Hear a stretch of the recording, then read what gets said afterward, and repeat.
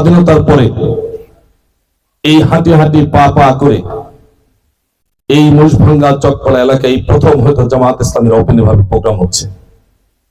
গতদিন একটি প্রোগ্রাম হয়েছিল ওখানে, আর এখন হলো এখানে। আমরা বলেছি বাংলাদেশের সাংগঠনিক রাজনৈতিক কর্মকাণ্ডে নিয়মতান্ত্রিক প্রক্রিয়ায় এই বড়াইগ্রাম উপজেলার প্রাণকেন্দ্র হচ্ছে বনপাড়া। এই বনপাড়াতে বিএনপির নেতৃবৃন্দ যদি এখানে থাকে, আওয়ামী লীগের নেতৃবৃন্দ যদি এখানে থাকে, জামাত ইসলামী একটি ইসলামী আন্দোলন এবং রাজনৈতিক সংগঠন, জামাত ইসলামীর গতানুগতিক নেতৃত্ব এই মৌজা থেকে, ভূমি থেকে, গ্রাম থেকে হবে এবং তারাই আগামী দিনে বড়াইগ্রাম এবং বনপাড়া নেতৃত্ব দেবে ইনশাআল্লাহ। তারই নমুনা আজকে বিএনপির নেতৃত্ব যদি বড়াইগ্রামের মহিষভাঙ্গা থেকে হয়, আওয়ামী লীগের নেতৃত্ব যদি বড়াইগ্রামের মহিষভাঙ্গা থেকে হয়, জামাত ইসলামের আগামী দিনের নেতৃত্ব হবে মহিষভাঙ্গা চকপাড়া থেকে, তো কোনো সন্দেহ নাই ইনশাআল্লাহ। আমরা আগামী দিনে আপনাদের সেই নেতৃত্ব দেখতে চাই, আমরা তার অনুসরণ করব, আমরা তার পিছনে থাকবো, আমরা তার পিছনে থেকে নিয়মতান্ত্রিক সংগঠনের কার্যক্রম পরিচালনা করব। তবে আমরা বলতে চাই, আমাদের এই নেতৃত্বের মাধ্যমে কোন দখলদারিত্ব থাকবে না, কোন জুলুম থাকবে না, কোন নির্যাতন থাকবে না, কোন নিপীড়ন থাকবে না। প্রত্যন্ত অঞ্চলের প্রতিটি মানুষের যারা নির্যাতিত, অবহেলিত, নিষ্পেষিত মানুষগুলোর পাশে নেতৃত্ব দাঁড়াবে, এটা হচ্ছে জামাত ইসলামের পক্ষ থেকে স্পষ্ট ঘোষণা। এই আহ্বানটুকু আমরা আজকে নেতৃবৃন্দের কাছে রাখতে চাই। আমাদের 4টি কমিটি হলো, মূল কমিটির সঙ্গে শ্রমিক কল্যাণ, যুব এবং ওলামা 3টি একই প্যারালাল মর্যাদায় সাংগঠনিক কমিটি গঠন হলো। আরো সদস্য যারা আছে তারা সমস্তকে সম্মিলিত করে, একত্রিত করে একটি বলিষ্ঠ কমিটি করার জন্য আমি এই ওয়ার্ডের সভাপতি নেতৃবৃন্দকে বলবো। আমি বলতে চাই, যারা শ্রমিক, নিয়মতান্ত্রিক শ্রমিক সংগঠন শ্রমিকদের মধ্যে কাজ করবেন, যারা ওলামা ইকরামদের মধ্যে কাজ করবে, যুব বিভাগের মধ্যে কাজ করবে, মূল সংগঠনের ভিতরে কাজ করবেন। কোনো বিভাজন নেই, কোনো পদের প্রতি লোভ নেই, পদ নিয়ে কোনো বার্গেনিং নেই, পদ নিয়ে কোনো হীনমনতার সংকীর্ণতা নেই। শুধুমাত্র যোগ্যতা এবং তাকওয়ার ভিত্তিতে জামাত ইসলামের পদ এবং পদবি বঞ্চিত হবে। জামাত ইসলামের পদের জন্য লালায়িত হওয়ার মাধ্যমে কোনো কল্যাণ নেই। কারণ এই কারণেই আমি জামাত ইসলামের আমির হলাম, সেক্রেটারি হলাম, ওয়ার্ড সভাপতি হলাম, আমি কাউন্সিলর হলাম, আমি উপজেলা চেয়ারম্যান, মেম্বার, এমপি, মন্ত্রী হয়ে গেলাম। যদি আমি নিয়মতান্ত্রিক প্রক্রিয়ায় আমিরিয়তের মাধ্যমে কোরআন এবং সুন্নাহর অনুসরণ করে আমি যদি জান্নাতকে নিশ্চিত করতে না পারি, আমি যদি আমার রবের সন্তুষ্টি অর্জন করতে না পারি, আমার এই সংগঠন করার চেয়ে না করাটা অনেক ভালো।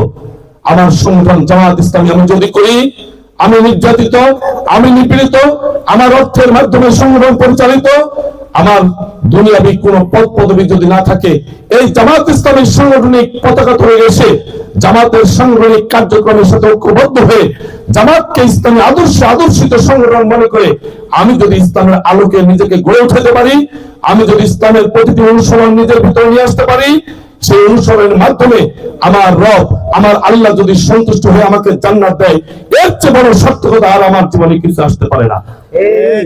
সম্মানিত ভাইরা আমার, জামাত ইসলামী আমাকে আপনাকে স্পষ্ট ভাষায় শিক্ষা দিচ্ছে, এটাই ওমা খালাকতুল জিন্না ওয়াল ইনসা ইল্লা লিয়াবুদুন। আমাকে আপনাকে শুধুমাত্র সেই রবের ইবাদতের জন্য সৃষ্টি করা হয়েছে। সেই ইবাদতের নমুনা হচ্ছে ইন্না সালাতি ওয়া নুসুকি ওয়া মাহইয়ায়া ওয়া মামাতি লিল্লাহি রাব্বিল আলামিন। আপনার নামাজ আমার কুরবানি, আমার নামাজ আমার কুরবানি, দান সদকা থেকে শুরু করে যাবতীয় সবকিছু হবে আল্লাহর জন্য। আমরা সে আল্লাহর জন্য নিজেকে তৈরি করতে চাই। জামাত ইসলামী আমাকে আপনাকে সেই আল্লাহর জন্য তৈরি করতে চাই। আমরা আপনারা নিয়মতান্ত্রিক প্রক্রিয়ায় যে স্লোগান দিব, নারায়ে তাকবীর স্লোগান, সেই স্লোগান হবে আল্লাহু আকবারের স্লোগান। যে স্লোগান হবে আমার নেতা তোমার নেতা, সেই স্লোগান হবে মুহাম্মদুর রাসূলুল্লাহ সাল্লাল্লাহু আলাইহি ওয়াসাল্লাম। আমার নেতা তোমার নেতা শুধুমাত্র রাসূল মুহাম্মদ সাল্লাল্লাহু আলাইহি ওয়াসাল্লাম ছাড়া কোন নেতা হতে পারে না। কারণ আল্লাহ রাব্বুল আলামিন স্পষ্ট ভাষায় ঘোষণা করেছেন, লাকাদ কানা লাকুম ফি রাসূলিল্লাহি উসওয়াতুন হাসানাহ। ও মানব জাতি, তোমরা যদি দুনিয়া থেকে মুক্তি পেতে চাও তাহলে তোমাদের জন্য অবশ্যই সর্বশ্রেষ্ঠ আদর্শ রয়েছে মুহাম্মদুর রাসূলুল্লাহ সাল্লাল্লাহু আলাইহি ওয়াসাল্লামের আদর্শের ভিতরে। এই আদর্শই শুধুমাত্র তোমাদেরকে ইহকালীন শান্তি এবং পরকালীন মুক্তি দিতে পারে। দুনিয়ার কোন নেতা মুহাম্মদুর রাসূলুল্লাহ সাল্লাল্লাহু আলাইহি ওয়াসাল্লাম বাদে কোন নেতা, কোন আদর্শ, কোন নেতার চরিত্র, কার্যক্রম আমাকে আপনাকে ইহকালীন এবং পরকালীন মুক্তি দিতে পারে না। এটা আমার আপনার মাধ্যমে, আমার আপনার কাছে আল্লাহর এই কোরআনের মাধ্যমে, আয়াতের মাধ্যমে স্পষ্ট করে দিয়েছেন। অতএব জামাত ইসলামের একমাত্র আদর্শ, জামাত ইসলামী একমাত্র আদর্শ প্রচার করবে, আমাকে আপনাকে সে আদর্শে গড়ে উঠাবে রাসূল করিম সাল্লাল্লাহু আলাইহি ওয়াসাল্লামের আদর্শের মাধ্যমে। এই আদর্শটাই সর্বশ্রেষ্ঠ আদর্শ, এর বিকল্প কোন রাস্তা নেই।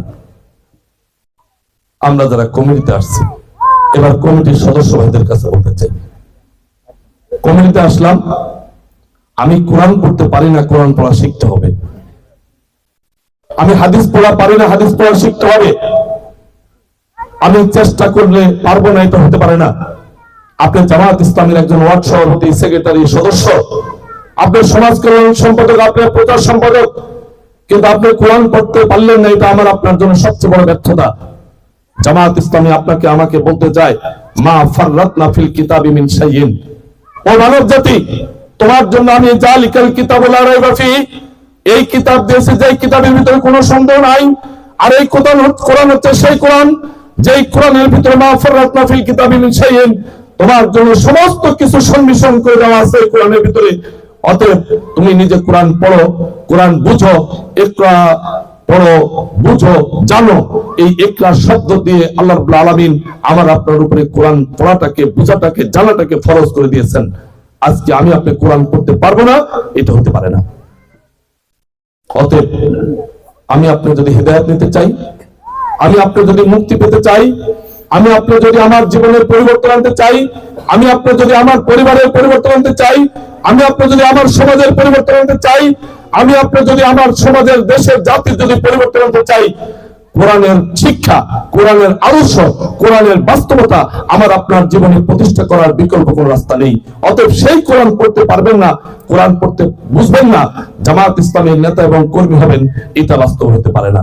অতএব আমার আপনার প্রথম দায়িত্ব হচ্ছে, এবার কমিটিতে আসছেন, কোরআন পড়া শিখান, তাফসীর পড়েন, হাদিস পড়েন, হাদিসের অনুবাদ পড়েন, আপনার পরিবারে পড়ান, আপনার সন্তান সন্ততিকে পড়ান, আপনার মসজিদে পড়ান, আপনার প্রতিটি মানুষের কাছে পড়ান।